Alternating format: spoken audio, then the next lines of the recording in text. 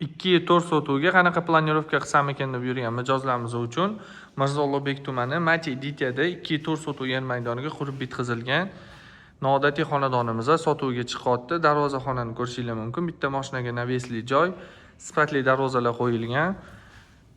Yozgi oshxonaga kichkina uголок va umumiy hojatxonaga joy qoldirib ketilgan.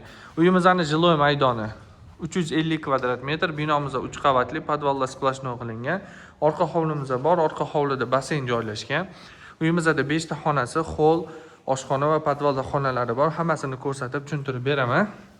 Yaxshi lokatsiyada, yaxshi xonadon sotuvga chiqyapti. Eshikdan kirishimiz bilan bizlarni shunaqa hol kutib oladi.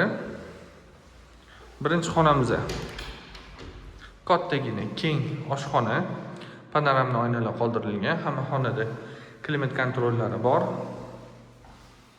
Qaranglar, ranglar juda ham chiroyli tanlangan, odam ko'zini charchatmaydigan.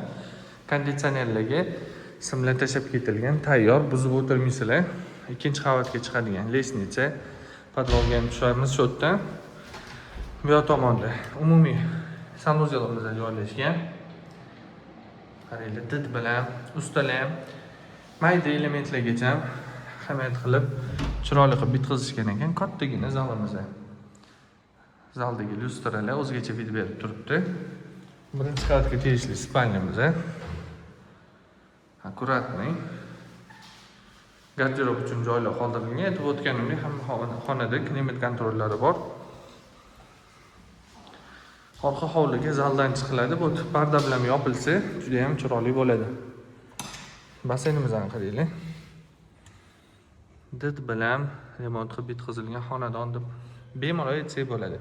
Basenning orqa tomonda bo'lganini yaxshi tomoni, ayollar bo'ladigan bo'lsa, cho'milsa hech kimni ko'zi tushmaydigan zo'r joyda joylashgan. Sizlarga uyimizning ikkinchi qavatini ko'rsatib o'taman. Ikkinchi qavatga lesnitsadan chiqishimiz bilan bizani shunaqa visati lyustralar kutib oladi.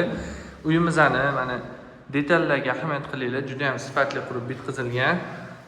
To'g'rida bizani umumiy sanuzel kutib oladi. Visati unitazda ikkinchi qavatimizga vanna qo'yiladi, обязательно yosh bolalar foydalanishi uchun. Kattagina zal, ikkinchi qavatimizni yangi kelin tushiraman deb niyat qilib yurganlarga ham juda ham ma'qul bo'ladi.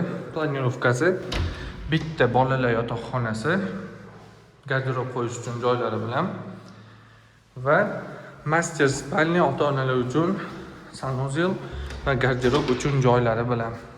Kirishimiz bilan katta spalnya, kravat uchun joy, balkon, bu yoqda mana garderob xonasini qilsanglar bo'ladi, gladilnisi bilan, ichida o'zini sanuzeli bilan.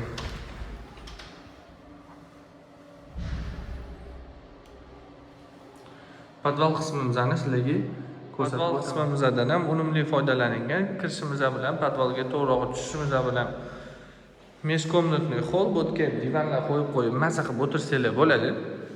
To'g'rida bitta холодный xona, basenni filtrlar joylashgan. Bo'tga polka yasatsanglar, kladovka sifatida foydalanasizlar.